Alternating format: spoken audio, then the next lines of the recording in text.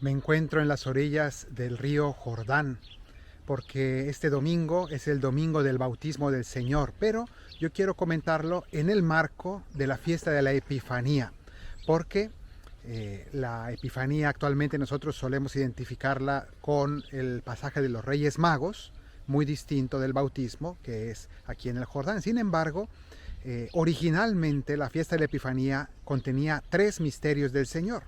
Epifanía significa manifestación. Entonces, la manifestación de Jesús, la iglesia la veía en tres momentos distintos, tres misterios de la vida de Jesús. Uno, en las bodas de Caná.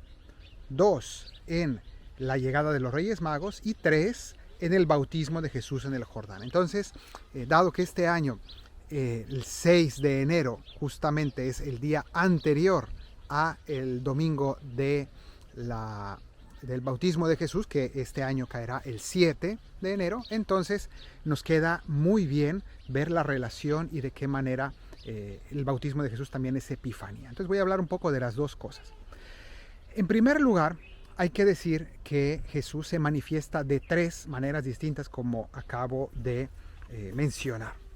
Primero, Jesús se manifiesta ante los discípulos suyos en las bodas de Caná.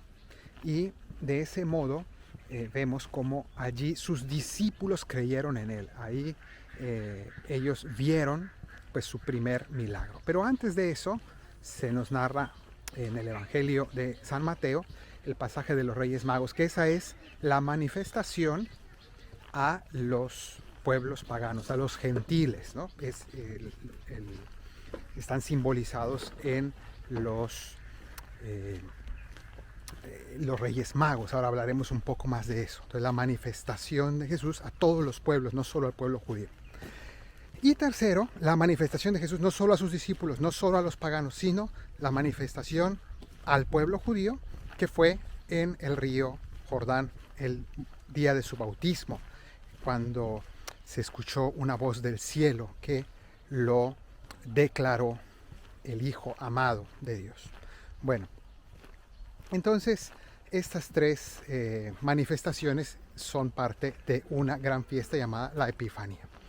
¿Quiénes eran los Reyes Magos o estos sabios de Oriente? Eran unos hombres de origen persa, estudiosos de los astros, estudiosos de la filosofía, de los escritos, hombres que buscaban la verdad con lo que tenían al alcance.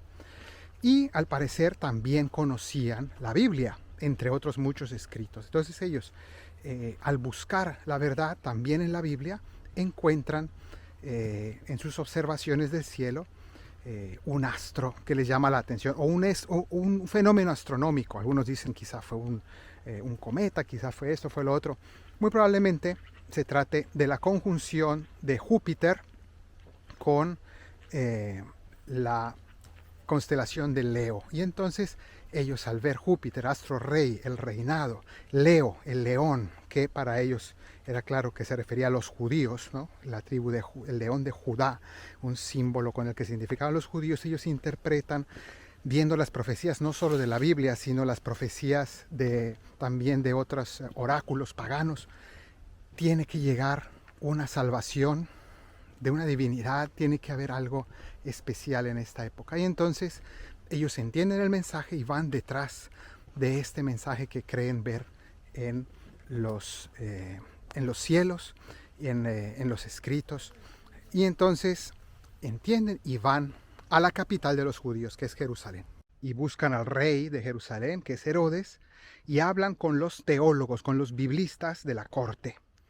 Y estos hombres sabios, que son judíos, que tienen el dominio de la teología, les dan la respuesta. Ellos preguntan, ¿dónde tiene que nacer el rey de los judíos? Y ellos le dicen, en Belén de Judá, está escrito en las profecías, está clarísimo la Biblia. Y qué interesante que los Reyes Magos, los que llamamos nosotros Reyes Magos, es decir, estos sabios de Oriente, van a Belén gracias a que los teólogos les dicen dónde es, pero esos teólogos no van.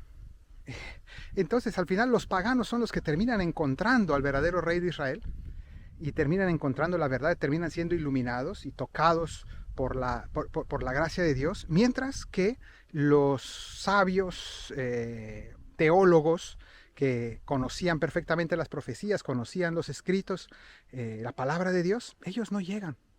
¿Qué es lo que ocurre aquí? Que al final conocen intelectualmente, pero no buscan con su vida, no buscan realmente eh, la, no buscan a Dios realmente, ¿no?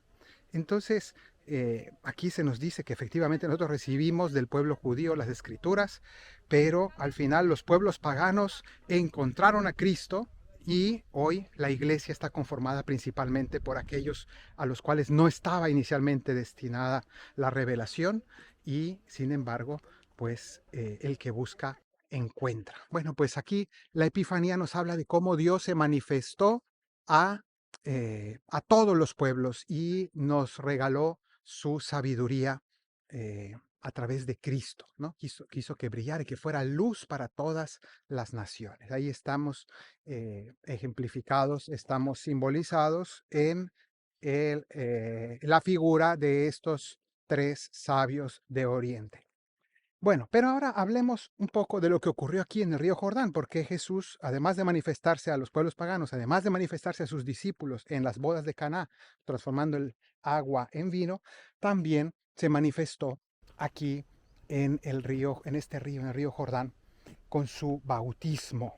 Y Juan, pues, bautizaba en el río Jordán y había inventado este ritual de purificación. Normalmente los judíos tenían unos rituales de purificación que se hacían en unas piscinas rituales, quienes no, vivían en las ciudades, o si no, sobre todo en un río, ¿no? Porque el río, pues el agua corre, es agua viva, agua corriente, que se lleva los pecados, se lleva las impurezas del alma. Bueno, pues eso era lo que hacían los judíos recurrentemente, cada cierto tiempo tenían que hacer estos baños. Pero Juan el Bautista inventa un ritual en el cual las personas se sumergen en el río, pero de una vez por todas, para cambiar de vida. No era una cosa que había que repetir, sino algo en el cual declaraban que dejaban su antigua vida de pecado y se convertían a Dios y ajustaban su vida a Dios. Bueno, pues la gente venía de todas partes a escuchar a Juan el Bautista junto al río Jordán y luego él los bautizaba. Y Jesús también quiso venir a bautizarse al río Jordán. ¿Por qué? Pues él se solidariza con nuestra condición pecadora, incluso cuando él no es pecador, él no necesita ningún tipo de purificación.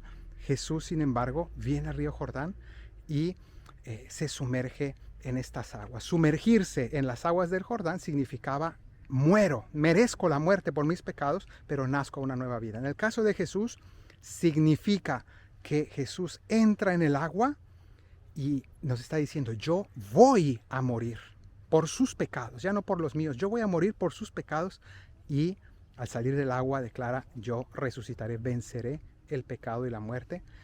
Entonces Jesús entra en el agua y con eso simboliza su propia muerte, sale del agua, simboliza su resurrección. Nosotros, al ser bautizados, estamos declarando que entramos en el agua porque queremos morir con Cristo y saliendo del agua simbolizamos que queremos resucitar con Él. Es decir, hay que morir para tener vida. Esa es la gran pregunta que todo hombre debe hacerse en la vida. ¿Tú quieres dar tu vida o te la quieres quedar para ti mismo? ¿Quieres vivir para entregarte como Cristo y así tener vida? ¿O quieres quedarte con tu vida, es decir, hacer solamente lo que a ti te place, vivir para tus propios caprichos? Esa es la gran disyuntiva de la vida. Nosotros en el bautismo optamos por este camino. Hay que morir para vivir. Jesús dijo, el que quiera salvar su vida, quedarse con su vida, la perderá. El que la pierda, el que la dé, el que la done por mí, por el Evangelio, la encontrará. Bueno, pues ese es el camino del bautizado. Entonces Jesús, cuando sale del agua, se nos dice aquí en el Evangelio de San Marcos que el Espíritu descendió sobre él en forma de paloma y se escuchó una voz que dijo, este es mi Hijo amado, escuchadlo. Entonces esto hace que sea una muestra de que Jesús es el Hijo de Dios, pero también nos recuerda que nosotros por el bautismo somos también hechos hijos de Dios. Y entonces Él nos revela nuestra, no solo su propia identidad, sino nuestra propia identidad. Nosotros somos hijos de Dios, hemos hechos hijos de Dios, por la fe escuchamos esto mismo. Cuando fuimos bautizados, Dios dijo, este también es mi Hijo.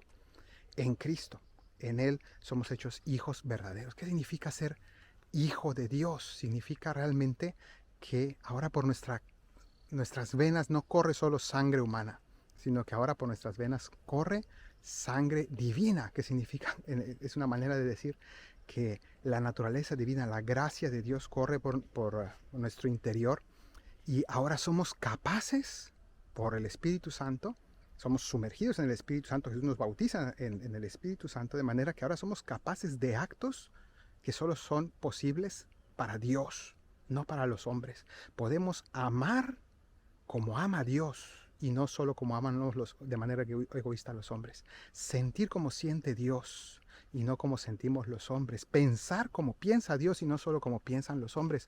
Somos capaces de actos divinos. Somos capaces de cosas extraordinarias. En los santos lo vemos ya cumplido. La santidad es amar a Dios sobre todas las cosas y al prójimo como a sí mismos. Virtudes en grado heroico, que uno dice, ¿cómo es posible que un ser humano sea capaz de tal amor, tal heroicidad, tal grandeza? No son ellos, es la gracia de Dios en ellos, y nosotros tenemos eso mismo por el bautismo. Lo hemos adquirido, hay que desarrollarlo, estamos llamados a ello. Entonces hoy Jesús nos recuerda aquí en el Jordán que Él es el Hijo, y en Él por el bautismo también nosotros hemos sido hechos hijos de Dios, y también tenemos la herencia eterna. Somos realmente seres divinos por la gracia de Dios. Que el Señor te bendiga desde Sion, el que hizo cielo y tierra, en el nombre del Padre, y del Hijo, y del Espíritu Santo. Amén.